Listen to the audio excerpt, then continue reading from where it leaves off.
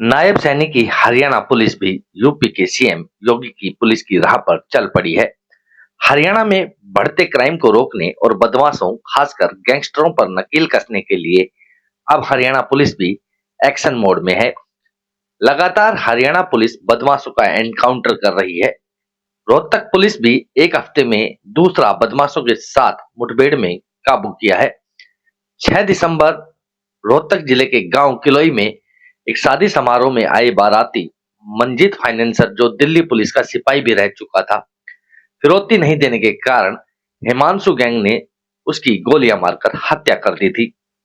मंजीत हत्याकांड में शामिल बदमाशों की रोहतक पुलिस तलाश कर रही थी।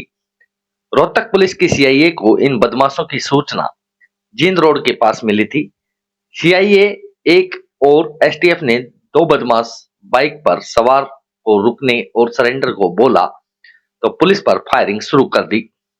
वहीं जवाबी पुलिस ने ताबड़तोड़ फायरिंग की।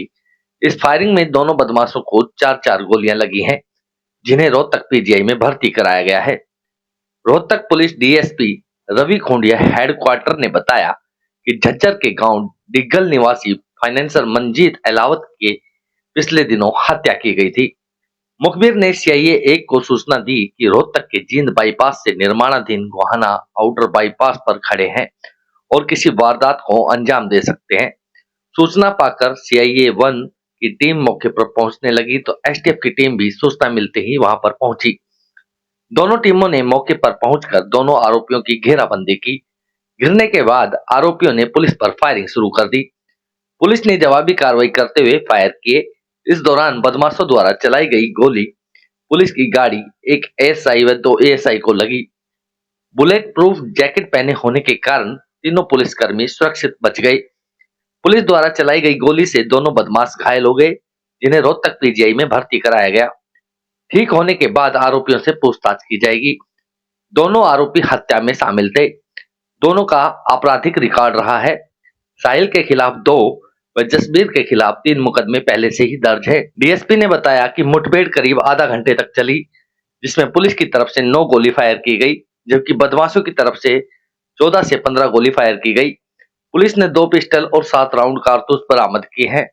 मुठभेड़ में साहिल और जसबीर को पुलिस फायर में 4-4 गोलियां लगी हैं। ये अभी पिछले दिनों डिग्गल निवासी मंजीत जो फाइनेंस का काम करता था, उसका मर्डर हो गया था।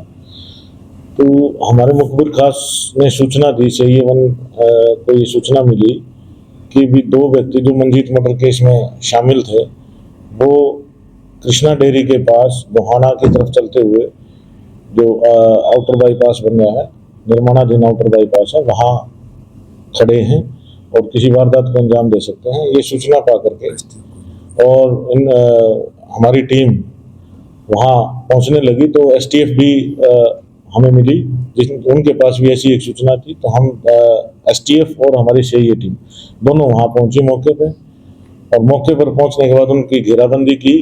तो पुलिस के द्वारा घेरे जाने पर उन्होंने पुलिस पर फायरिंग शुरू कर दी, और जवाबी कार्रवाई में जब हमारी तरफ से भी फायरिंग हुई तो दोनों तरफ से फायरिंग होने के बाद हमारे एक सब इंस्पेक्टर, 2 एएसआई को भी गोली लगी, लेकिन बुलेट प्रूफ जैकेट होने की वजह से वो बच गई। और हमारी तरफ से जो फायरिंग हुई उसमें उन दोनों को भी गोली लगी, जिसके बाद उनको पीजीआई में दाखिल कराया गया। और उसके बाद जैसे ही वो ठीक होंगे उनको पुलिस रिमांड लेकर के उनसे पूछताछ की जाएगी। ये दोनों किसी मौके पर वहाँ जो मर्डर हुआ उस समय वो मौके पे मर्डर करने में शामिल थे। हाँ, साहिल के खिलाफ भी पहले से मुकदमे दर्ज हैं, 307 का मुकदमा भी दर्ज है, और 2 मुकदमे उसके खिलाफ हैं, साहिल के खिलाफ, और 3 मुकदमे हमारे इसे अपना जसबीर के खिलाफ।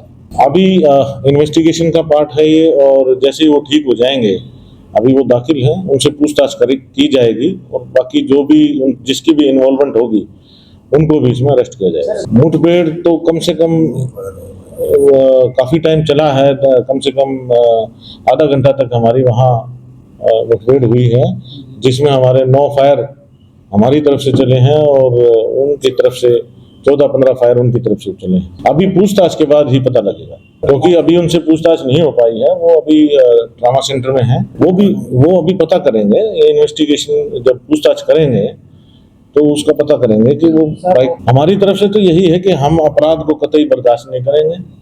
अपराध और अपराधी हरियाणा छोड़ दें, इसी में उनकी भलाई।